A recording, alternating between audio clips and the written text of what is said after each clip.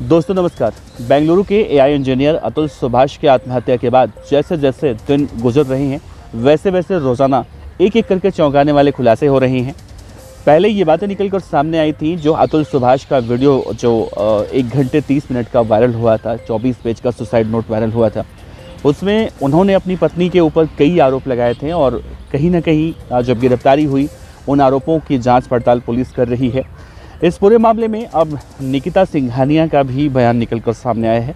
निकिता सिंघानिया जो अतुल सुभाष की पत्नी है, उसने जो आरोप अब अतुल सुभाष पर लगाए हैं वो सुनेंगे आप तो आप भी कहीं ना कहीं चौंक जाएंगे, पैरों के नीचे से ज़मीन खिसक जाएगी, क्योंकि अभी तक आप कहीं ना कहीं इस केस को एक तरफा देख रहे थे, एक तरफा इसे समझने की कोशिशें की जा रही थी। सवाल ये नहीं है कि निकिता सिंघानिया ने अपने पति अतुल के ऊपर क्या आरोप लगाए हैं, बल्कि सवाल ये है कि निकिता सिंघानिया ने जो आरोप लगाए हैं वो आरोप कहाँ तक अभी सही दिखाई देते हैं। क्योंकि जिस तरह की बातें अब निकिता सिंघानिया कह रही हैं उस तरह की जो है बातें निकिता सिंघानिया को लेकर कहीं से भी आप नहीं समझ सकते। देखिए दोस्तों, ये बातें तो सच हैं कि अतुल सुभाष को इतना ज़्यादा टॉर्चर किया गया था कि उन्होंने इस दुनिया से रुखसत होना ज़्यादा सही समझा, क्योंकि ज़िंदा रहना उनके लिए इतना मुश्किल हो गया था कि उन्होंने मौत को गले लगाना ज़्यादा सही समझा। और उन्होंने 1 घंटा 20 मिनट 30 मिनट जो वीडियो अपना आखिरी में रिकॉर्ड किया था, 24 पेज का जो सुसाइड नोट लिखा था, उस 24 पेज के सुसाइड नोट में और वीडियो में बहुत सारी ऐसी बातें कही गई, जैसा मैंने भी आपको जिक्र किया कि जैसे उनकी पत्नी उनका अंडर आर्म्स चाटना चाहती थी, वो अपना प्राइवेट पार्ट चटवाना चाहती थी। ये सब बातें सुनकर बहुत ही अजीबोगरीब लगती हैं।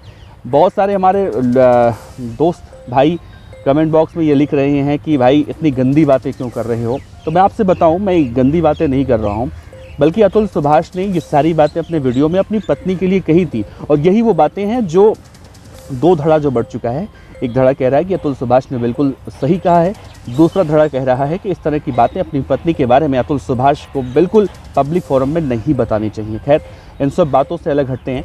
अब ये समझने की कोशिश अगर करें कि अतुल सुभाष ने अभी तक जो आरोप लगाए हैं और उनकी पत्नी की गिरफ्तारी के बाद जो बातें निकल कर सामने आ रही हैं, इन दोनों के बीच में समानताएं क्या हैं।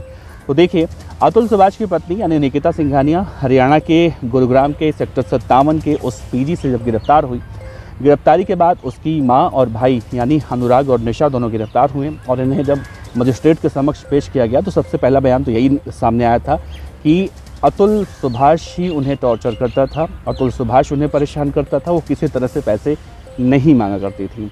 अब देखिए, इस पूरे केस में एक और खुलासा हुआ है। अतुल सुभाष की पत्नी निकिता सिंघानिया अब ये दावा कर रही हैं कि उनका पति पूरी तरह से अय्याश था। यानी अतुल सुभाष को लेकर कह रही हैं कि अतुल सुभाष अय्याशी करते थे और जो पैसे उन्हें सैलरी के रूप में मिलती थी वो पैसे वो अय्याशी में ही खर्च करते थे, पैसे उड़ा देते थे।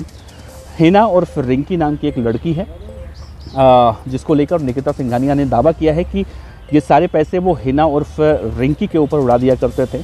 बच्चों के लिए ना तो कुछ सोचना है, ना तो घर परिवार के लिए सोचना है। यहाँ तक कि उन्होंने ये कहा कि रोटी और दवाई के लिए भी उन्हें पूरी तरह से अतुल सुभाष तरसा कर रखते थे। कुछ बोलती थी तो मारते थे। मतलब उन्होंने ये कहा है कि मैं एक जैसे घरेलू महिला होती है, एक हाउसवाइफ होती है, एक भारतीय नारी होती है, कुछ उस तरह की अपने आप को बताने की कोशिश कर रही हैं। और वो ये कह रही हैं कि मेरा पति मुझे लात घोंसों से मारता था, रोटी तक के लिए तरसा देता था। और यहाँ तक कि उन्होंने एक और बड़ी बातें कही हैं जिसे सुनने के बाद बड़ी हंसी आ रही है। लोग अब कहीं ना कहीं इसे पूरी तरह से फर्जी ही मान रहे हैं। उन्होंने ये कहा है कि अपना पैसा तो उड़ाता ही था, जो पैसे ये कमाती थी यानी निकिता सिंघानिया जो पैसे कमाती थी उस पैसे को छीन कर उड़ा देता था। और वो पैसे भी जब खत्म हो जाते थे तो अपने माँ यानी निशा सिंघानिया से पैसे मांगती थी और वो पैसे भी अतुल सुभाष उड़ा देता था। आप सोचिए, एक इंसान कितना पैसा उड़ा सकता है। और वो इंसान जो मरने से पहले 1 घंटा 30 मिनट का वीडियो बनाता है, 24 पेज का सुसाइड नोट लिखता है और सबके बारे में लिखता है, जज से जो बातें हुई थी वो भी बताता है, वो इंसान इसकी अपनी अच्छी खासी सैलरी होगी, वो अपनी पत्नी के पैसों को लूट कर, छीन कर या फिर अपनी सास से पैसे मंगाकर सिर्फ अय्याशी तो बिल्कुल नहीं करेगा। ऐसे में कहीं ना कहीं यही जो बयान है निकिता सिंघानिया के, यही वो बयान है जो एक तरह से कहें प्रोफेशनल साबित हो रहे हैं। और यही वो बयान है जो 14 दिनों की जेल भेजने के लिए बहुत काफ़ी हुए हैं। जैसे निकिता सिंघानिया ने जज के सामने ये सारी बातें कहीं जज को बिल्कुल समझ में आ गया कि यही जो घिसे पिटे जवाब होते हैं, यानी आप किसी वकील के पास जाते हैं तो वकील आपको बचाने की पूरी कोशिश करता है। वकील का ये कर्तव्य होता है, वकील की जिम्मेदारी होती है, क्योंकि आप उसके लिए उससे फ़ीस पे करते हैं। तो निकिता सिंघानिया पूरी तरह से इस तरह से नपा-तुला बयान दे रही थी। अब हिना और रिंकी नाम की जो लड़की है, जिसको लेकर अतुल सुभाष की मौत के बाद भी सोचिए, कहा जाता है कि जो इंसान इस दुनिया में नहीं है, मर चुका है, उस इंसान को लेकर झूठी बातें तो नहीं फैलाई जाती, लेकिन निकिता सिंघानिया इस कदर ख़तरनाक हो चुकी हैं, ऐसी महिला हैं कि वो अपने पति को मरने के बाद भी सुकून से जीने नहीं दे रही हैं और अब उसे कैरेक्टर लेस घोषित करने में लगी हुई हैं। कह रही हैं कि अय्याश टाइप का आदमी था, अय्याशी करता था, पैसे लूट लेता था, उनकी माँ से भी पैसे जो मंगाती थी वो सब छीन लेता था। अब देखिए, एक बात और गौर करने वाली है। 1 घंटा 30 मिनट का जो वीडियो वायरल हुआ है, उसमें अतुल सुभाष ने कहा है कि सबसे बड़ी ज़िंदगी की मेरी गलती, यानी आज मैं जहाँ खड़ा हूँ, मौत के कुछ देर बाद मैं मर जाऊँगा। उन्होंने कहा था उस वीडियो में कि ये सब कुछ वहाँ से शुरू हुआ जब कोरोना के काल में मैंने अपनी माँ की जगह अपनी सास को बुला लिया। आप सोचिए, वो ये कह रहे हैं कि उस वक्त मुझे अपनी माँ को अपने घर पर बुलाना चाहिए था, लेकिन मैंने उन्हें ना बुलाकर अपनी सास को बुला लिया और वो सास यहाँ पर आके ड्रामे करने लगी और मुझसे पैसे मांगने लगी। पहले 16 लाख मांगे, फिर 50 लाख मांगे, फिर करोड़ रुपए मांगे। हालांकि अतुल सुभाष की बातों को आप सही इसलिए भी कह सकते हैं क्योंकि उन्होंने जितने पैसे अपनी सास को देने की बातें कही हैं, वो सारे पैसे उन्होंने वापस लेने की भी बातें कही हैं और यही सबसे बड़ा जड़ था। यानी जब पैसे वो मांगने लगे वापस, तभी पूरा कहानी शुरू हुआ। तो कहीं ना कहीं ये सारी कहानी जो है निकल कर सामने आ रही हैं। कानूनी दस्तावेजों के मुताबिक ये भी निकिता ने आरोप लगाया है कि जब उनकी शादी हुई थी तो शादी के बाद जहाँ उनका ससुराल है, यानी बिहार को समस्तीपुर, वहाँ गई, वहाँ पर वो 2 दिन रहीं, उसके बाद बेंगलुरु आ गई। बेंगलुरु आने के बाद उनके ससुराल वालों ने उन्हें इतना टॉर्चर करना शुरू कर दिया और ये कहना शुरू कर दिया कि जाओ अपने घर से 10 लाख रुपए और लेके आओ। और जब वो 10 लाख रुपए की डिमांड अपने माता पिता से करने लगी कि भाई ससुराल वाले लोग यानी अतुल सुभाष के माता पिता पैसे मांग रहे हैं और नहीं देंगे हम लोग पैसे तो हमें छोड़ देंगे, भगा देंगे, इस तरह की बातें की गई। तो उनके घर वाले वापस समस्तीपुर गए, यानी अतुल सुभाष के सास और ससुर समस्तीपुर जाते हैं, वहाँ भी हाथ पैर जोड़ते हैं। अब जब निकिता सिंघानिया कह रही हैं, सोचिए इतनी अच्छी हैं ये, इनकी वजह से कोई आदमी आत्महत्या कर लेता है और इनकी कहीं गलती है नहीं, और आज भी कह रही हैं, मरने के बाद भी उस इंसान को बदनाम कर रही हैं और ये कह रही हैं कि उनका पति कैरेक्टरलेस था, पैसे लूट लेता था, खा लेता था, इस तरह की बातें कर रही हैं। अब 10 लाख रुपए मांगने के बाद इनके पिताजी इतना ज़्यादा परेशान हो गए हैं कि उन्हें हार्ट अटैक आ गया और वो मर गए। इसलिए मैं बोल रहा हूँ क्योंकि ऐसा इस केस को बनाया जा रहा है। अब जो जानकारी मैंने भी सुनी है और जो रिसर्च में सामने निकल कर बातें आई हैं, उसमें ये कहा गया है अतुल सुभाष दरअसल शादी करने से पहले एक चीज़ समझना चाहते थे, लेकिन उन्हें ये कहकर जल्दी शादी करने के लिए फोर्स किया गया कि आपके ससुर यानी होने वाले ससुर बीमार रहते हैं, अगर आप शादी जल्दी नहीं करोगे कल को कुछ हो सकता है। तो अब सोचिए कि एक तरफ तो इस तरह की बातें कही जाती हैं कि शादी जल्दी कर लो, नहीं तो बीमार है, मर जाएंगे तो क्या होगा, और दूसरी तरफ आप कहते हैं कि दहेज मांगा गया, इस वजह से वो मर गए। तो इनके अपने अपने बयानों में भी झोल देखने को मिल रहा है। एक है चाचा सुशील सिंघानिया, जो इस पूरे मामले में पहले तो चौधरी बन रहा था और सबसे पहले उसने कहा हाँ, जब 10 लाख रुपए मांगे गए थे तो उस वक्त मैं वहीं मौजूद था, मेरे सामने मांगे गए थे और तमाम इस तरह की बातें की गई।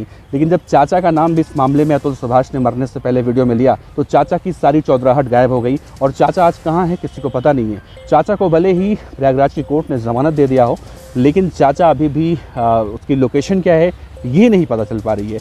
इसके पीछे एक बड़ी वजह यह है कि चाचा को अब पुलिस गिरफ्तार नहीं कर सकती है, यह हाई कोर्ट ने कह दिया है। लेकिन चाचा अगर कहीं पुलिस से टकराते हैं तो चाचा को पुलिस उठा लेगी। इसके बाद चाचा भले ही पुलिस अपने वकील के जरिए 50,000 रुपये अपने जेब से खर्चा करके पुलिस से बचकर आ सकते हैं। तो चाचा शायद 50,000 रुपयों के लिए अभी नहीं आ रहे होंगे। हो सकता है जब 50,000 रुपये वाली कहानी खत्म हो जाएगी तो चाचा अभी अचानक से आ जाएंगे। इस पूरे मामले में चाचा का बेटा यानी सुशील सिंघानिया का बेटा ज़रूर सामने आया है और वो भी ये कह रहा है कि मेरे घर से पूरे गाँव में शायद ही ऐसी कोई लड़की होगी जो निकिता सिंघानिया की तरह बाहर पढ़ने के लिए गई होगी। निकिता पहली ऐसी लड़की थी। लेकिन उन्होंने ये भी कहा है कि अतुल सुभाष इस दुनिया में नहीं है, यानी मेरे जीजा इस दुनिया में नहीं है, उनके प्रति मेरी पूरी संवेदना है और सब कुछ वो अपना व्यक्त कर रहे हैं, दुख प्रकट कर रहे हैं। वो कह रहे हैं उनके साथ अच्छा नहीं हुआ, लेकिन वो ये भी साथ में कह रही हैं कि मेरे पापा सुशील सिंघानिया साहब बहुत बुजुर्ग आदमी हैं, उन्हें इस तरह से परेशान ना किया जाए। अब आप सोचिए, जब बुजुर्ग आदमी उस समय चौधराहट में ये कह रहे थे कि मेरे सामने 10 लाख रुपए की बात हुई थी, आज जब अतुल सुभाष ने मरने से पहले वीडियो में उनका नाम लिया तो सारी चौधराहट गायब हो गई। इसलिए कहा जाता है कोई बात बोलो तो सोच समझ के बोलना चाहिए। खैर, चाचा सुशील सिंघानिया गिरफ्तार तो ज़रूर होंगे एक बार, भले ही उन्हें जमानत मिल चुकी है। पुलिस एक बार पूछताछ के लिए उन्हें ज़रूर उठाएगी। ऐसे में इंतज़ार है कि चाचा कब तक पुलिस की गिरफ्त में आते हैं और उन पूछताछ में क्या कुछ खुलासे करते हैं।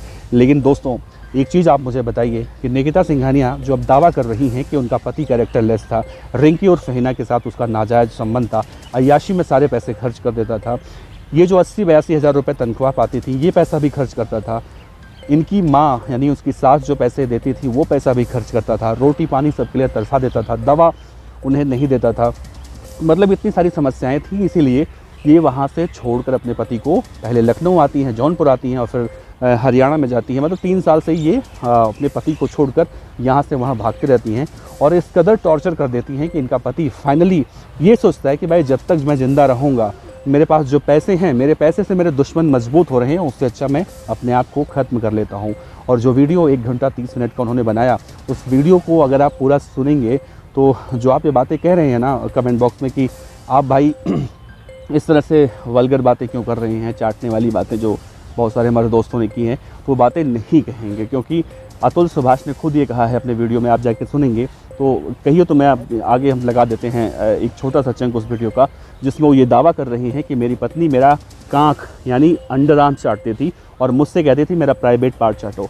सोचिए, उन्होंने कहा कि ये सब मैं कुछ करना नहीं चाहता था, इसीलिए मैं कुछ करता ही नहीं था, जो एक हस्बैंड वाइफ करते हैं, मैं इसीलिए मैं करता ही नहीं था और बहाना बनाता था क्योंकि वो नहाती नहीं थी। और यही वो बातें हैं जो अब चुभ रही हैं लोगों को, खासतौर से निकिता को जो लोग समर्थन कर रहे हैं, निकिता को लेकर अब इस तरह की बातें कर रहे हैं। कई सारे लोग तो ये भी कह रहे हैं कि निकिता तो शकल से बहुत ही मासूम लग रही है, अतुल सुभाष पूरी प्लानिंग करके गया है और फंसा कर गया। सोचिए, कोई इंसान प्लानिंग करके कैसे जा सकता है जबकि वो इस दुनिया में है ही नहीं।